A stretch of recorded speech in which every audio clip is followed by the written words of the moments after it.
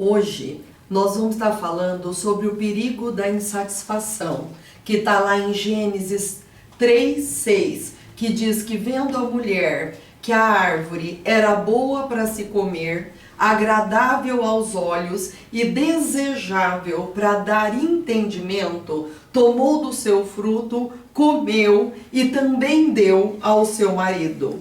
Eva, ela tinha tudo para ter uma vida invejável. Ela foi abençoada com a perfeição. Quando nós lemos o livro da Gênesis e nós vemos que Deus fez todas as coisas perfeitas. Ele criou o primeiro dia com todas as coisas que continham no primeiro dia. E ele falou, eis que é bom, eis que é agradável, eis que é perfeito. E assim foi no segundo, no terceiro, no quarto, até o quinto dia. Quando foi no sexto dia que ele já havia criado todas as coisas, criou um lugar aprazível. Ele criou o homem, ele criou a mulher. E depois de ter criado o homem, de ter criado a mulher, a única coisa que ele criou foi o sétimo dia, que foi o dia que ele descansou, para nos dizer que nós devemos descansar todas as nossas obras nele. Ele criou tudo perfeito. Eva vivia num mundo perfeito. Ela tinha um corpo perfeito, um corpo imune a doenças, a deterioração, a morte. O clima que eles viviam era um clima perfeito. Eles não precisavam nem de roupa para se proteger. A alimentação deles era perfeita. Crescia ao redor deles toda sorte de frutos, de toda cor, de todo cheiro, de todo sabor, só aguardando para ser colhido. Os animais não tinham medo deles, nem eles tinham medo dos animais. Por quê? Porque não havia hostilidade. Eles viviam em paz, viviam em harmonia, nas riquezas daquele jardim, que, como diz o nome, Éden, lugar de prazeres.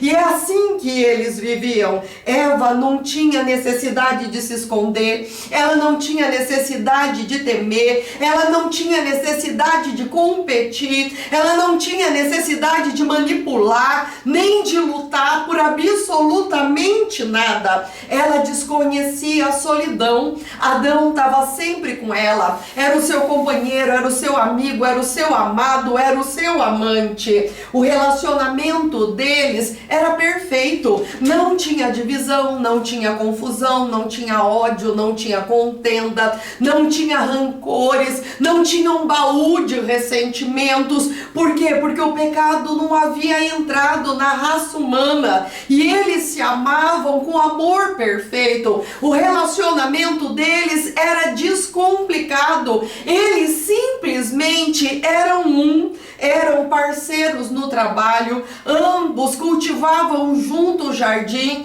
tarefa que tomava o dia deles. E o melhor, o mais importante, aquilo que dava sentido à vida deles, é que eles tinham um relacionamento íntimo com Deus. Assim como eles eram conhecidos por Deus, assim eles conheciam a Deus, eram amigos de Deus, porque Deus todos os dias, na viração do dia, no final da tarde, Deus estava lá para ter intimidade, para ter comunhão com eles. Tudo era tão maravilhoso, tudo era tão perfeito.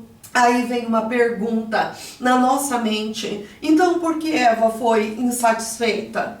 Então, porque tudo aquilo não foi o suficiente para ela? Por que ela queria mais e mais? Sabe, o descontentamento é um dos sentimentos mais perigosos do nosso coração. Uma ambição sem medida, de sempre se querer mais e mais. Foi o pecado do anjo mais lindo que havia no céu, querubim ungido da guarda, que a palavra do Senhor diz que ele era o sinete da perfeição, diz que ele se cobria de pedras preciosas, diz que no dia que ele foi criado, Todas sortes de pedras preciosas foram criadas para cobrir a vida dele. Diz que ele andava sobre pedras preciosas, mas ele desejou no coração dele colocar o trono dele mais alto do que o trono de Deus.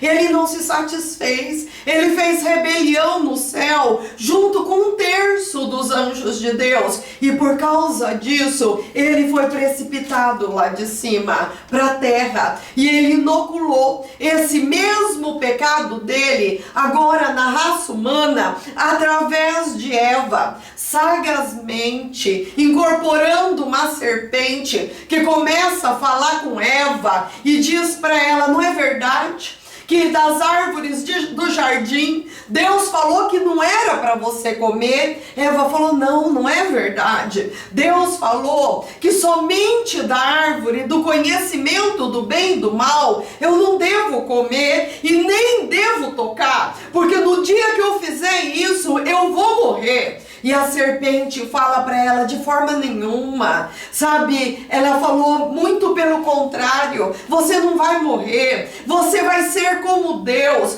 vai ser conhecedora do bem e do mal. E diz que Eva, olhando para aquela árvore, vendo que o fruto era agradável, era bom aos olhos, era agradável para se comer, era belo aos olhos, era desejável para dar entendimento, anuiu o conselho da serpente, trocou a verdade revelada de Deus pela mentira de Satanás, colocou a vontade dela acima da vontade de Deus, e assim o pecado, com as suas terríveis consequências, entra na raça humana e no mundo em geral.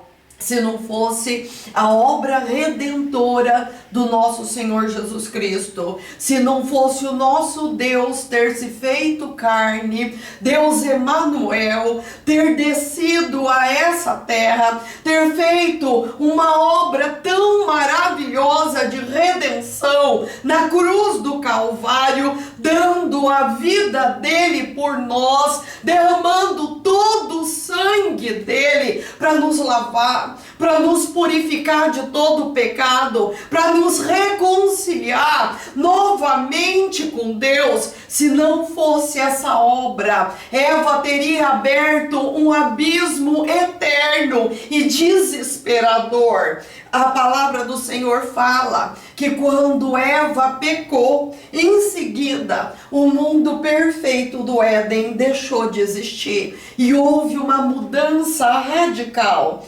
Adão e Eva lutavam agora para se cobrir da sua vergonha, a união entre eles e a união deles com Deus foi abalada. Descobriram tarde demais que trocaram tesouros inestimáveis pelas promessas malignas de um prazer somente momentâneo. Eles foram expulsos do jardim. Agora eles iriam ganhar o seu sustento com o suor do seu rosto. Por isso nós temos que cuidar com o descontentamento. Todos os dias, Satanás continua assediando os filhos de Deus. Satanás continua assediando homens e mulheres que foram comprados por tão alto preço, continua assediando com as suas imoralidades,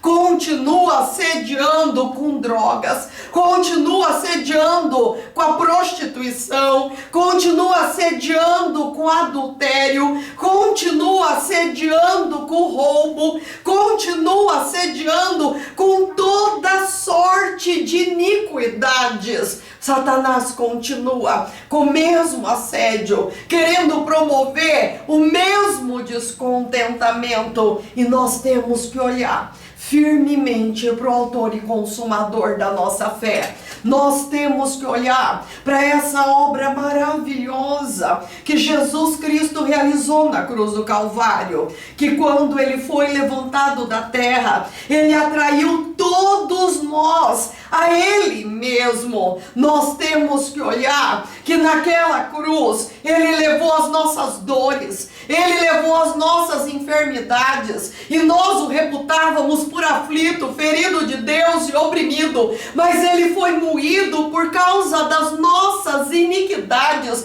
por causa dos nossos pecados. Ele levou no seu corpo castigo para que nós pudéssemos receber a paz, e pelas pisaduras dele, pelas chagas dele, nós somos sarados de todas essas coisas, nós somos curados, nós somos libertos. A cédula que nos era prejudicial, a qual constava de ordenanças, ele cravou inteiramente na cruz do Calvário. Ele expôs principados e potestades ao desprezo, para que nós possamos viver livres agora nessa terra, sabendo que o nosso eu está crucificado com Cristo, a nossa velha natureza está crucificada com Cristo. Agora vivo não mais eu, mas é Cristo que vive em mim, e agora esse viver que eu vivo na carne, eu vivo pela fé do Filho de Deus. Hoje nós podemos dar uma outra resposta para o maligno. Hoje nós não precisamos mais pender para a carne. Hoje nós podemos ouvir a voz do Espírito Santo de Deus.